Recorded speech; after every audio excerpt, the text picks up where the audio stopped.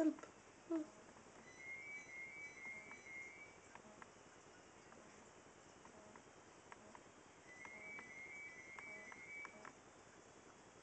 Ups.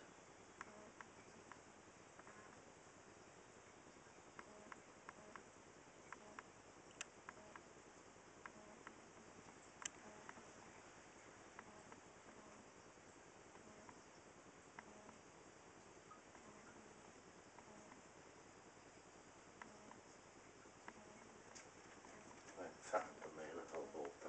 Jag vet. Jag är så jävla förvånad med. De får ju gå hur de vill. De har ingen inhägnad.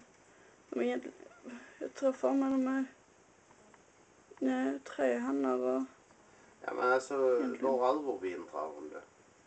inne i något garage eller någonting där inne.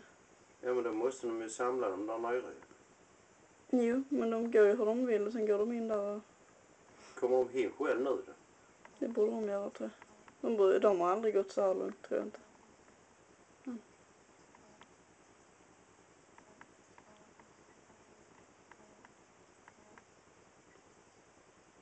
Jag tror de heter typ Söderholm Bretts eller någonting. Efter någon mormor eller farmor eller någonting.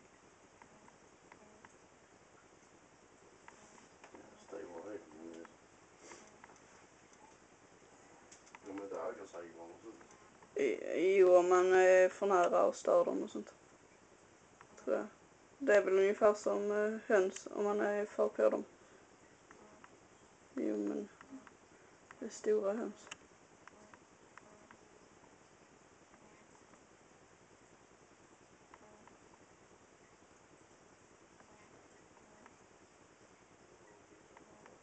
Jordgubbar där eller?